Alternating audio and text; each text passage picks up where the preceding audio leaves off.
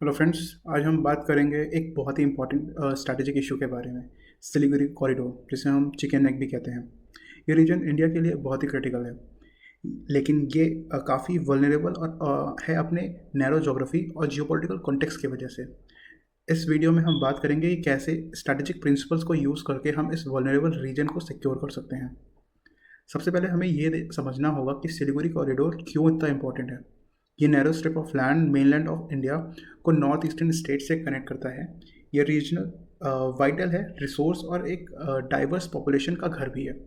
अगर इस कॉरिडोर को कुछ भी हुआ तो नॉर्थ ईस्टर्न स्टेट का कनेक्शन पूरे इंडिया से आइसोलेट हो जाएगा।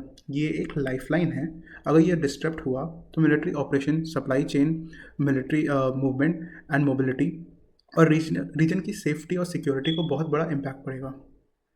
अगर ये कॉरिडोर किसी भी एक्सटर्नल फोर्स और इंसर्जेंसी को के थ्रू ब्लॉक हो जाता है तो सिर्फ मिलिट्री और लॉजिस्टिक को नहीं बल्कि एवरीडे लाइफ को भी बहुत डिस्ट्रप्शन होगा।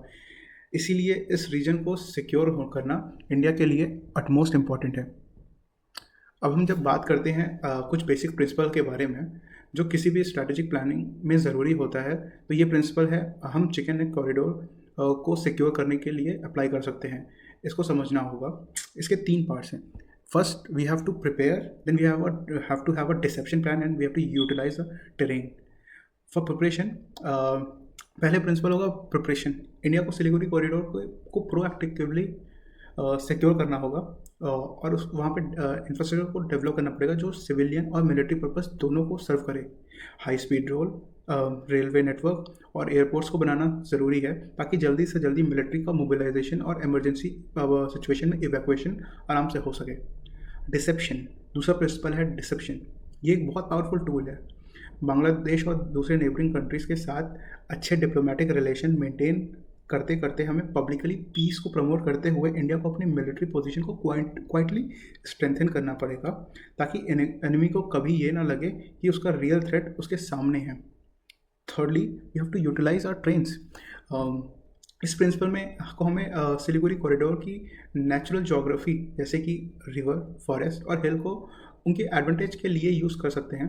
जैसे कि मिलिट्री बेसिस को की एरियाज़ में सेट करना होगा, स्पेशली बॉर्डर के पास, ताकि हम अपने डिफेंस लाइंस को स्ट्रॉन्ग बना सकें।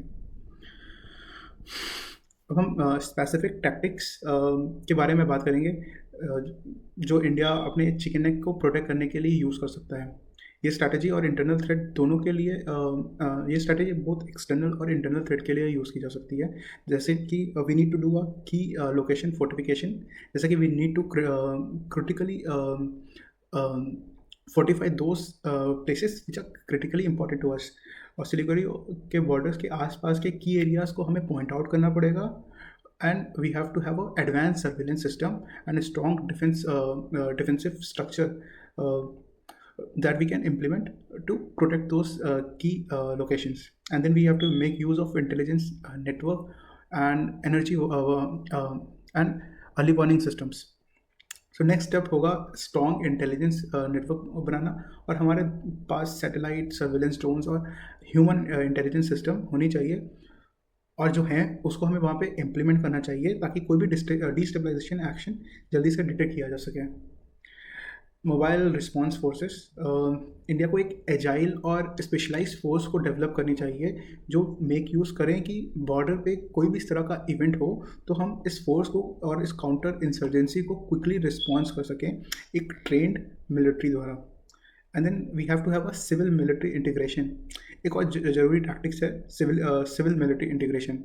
Just like we had civil military integration in Jammu and Kashmir, similarly we need to have a civil military integration in north east. इससे हमें डेवलपमेंट प्रोजेक्ट्स, जॉब्स और इंफ्रास्ट्रक्चर के थ्रू लोकल सपोर्ट को हासिल करना होगा ताकि इंसर्जेंट ग्रुप को सपोर्ट करने के लिए कोई इंसान बचा ना रहे। And then we for example, if we have a hypothetical situation where there are threats coming from countries as we have got it from Bangladesh, कि अब हम एक ऐसे सिनेरियो में हैं जहाँ पे बांग्लादेश और इंडिया के इंटीग्रल टेरिटोरियल इंटीग्रिटी पे इफेक्ट डाल रहा है और इसे थ्रेट कर रहा है, जैसे कि चिकन नेक को डिस्टर्ब करने के बारे में उन्होंने बात करी थी। ऐसे सिचुएशन में हम इंडिया के पास क्या स्टेप्स हैं जो हम ले सकते हैं। Firstly we make use of development engagement. Although there is nothing much we could do here, since the UNIS government is in itself a puppet government, so there's nothing that we could do in diplomatic engagement. If we would have a diplomatic or a democratic elected government, then we would have included diplomacy. हम diplomacy को priority देते, India को बांग्लादेश के साथ trade agreement, culture exchange और collaboration करने का हम चांस देते. अगर बांग्लादेश को ऐसा लगता कि दोनों कंट्रीज़ को पीसफुल रिलेशनशिप से फ़ायदा है, तो वह अग्रेशन को सोचने में के बारे में सोचने से पहले दो बार सोचता. Then we can make use of economic leverages, since Bangladesh is covered from three sides from India.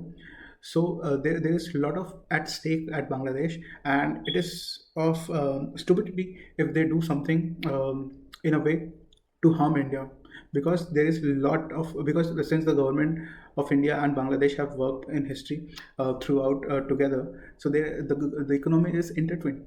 An effect on Bangladesh or on India will have a adverse effect on other nation. Then what we could do is, now we can have a regional alliance, like India को भूटान और नेपाल जैसे neighbouring country के साथ अपनी military alliance को मजबूत बनाना होगा. ये कंट्रीज नेचुरल बफर हैं, और हम यहाँ से स्टेबिलिटी और पार्टनरशिप को हम प्रमोट कर सकते हैं. ये कंट्रीज़ के साथ स्ट्रॉन्ग रिलेशन होंगे तो किसी भी बांग्लादेश के एग्रेशन का रिस्पॉन्स हम इजीली मैनेज कर पाएंगे, because we already have two nations from which we don't have great relation, China and Pakistan. So having a one more nation will be a detrimental for us as well.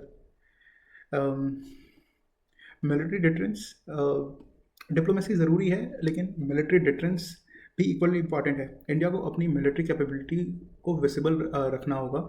Military drill, joint operation और infrastructure development in strategic areas to show कि बांग्लादेश को ये signal देना होगा कि aggression बेकार होगा उनके लिए. A step at our country would be disastrous for their economy. और हम बात करते हैं लॉन्ग टर्म स्ट्रैटेजी के बारे में, जो रीजन की सिक्योरिटी को डिकेड तक मेंटेन कर सकता है. We have to have a development as a main investment, strategic military alliance और technical advancement in defence. So overall, if we conclude this topic, we'll conclude by Siliguri corridor को secure करना सिर्फ military power के लिए important नहीं है. ये एक होलिस्टिक अप्रोच का हिस्सा होगा, जिसमें diplomacy, economic strength and military readiness को कंबाइन करना होगा, और इंडिया अपने स्ट्रैटेजिक गोल्स को अचीव कर सके. ऐसा हमें एक प्रिंसिपल आउटलाइन बनाकर रखना पड़ेगा. So what do you think about it?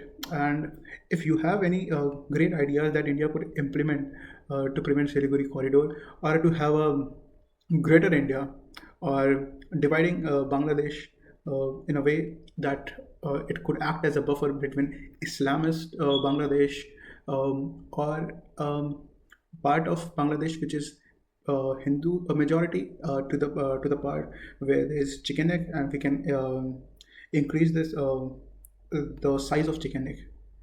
Just let me know. I would be happy to read your comments. शुक्रिया फ्रेंड्स, आज के इस वीडियो में बस यहीं तक. और अगर आपको ये सेशन पसंद आया हो तो please subscribe to my channel, and also let me know if you have any other topic that you want to discuss, और want me to have a talk about those topics. Just let me no.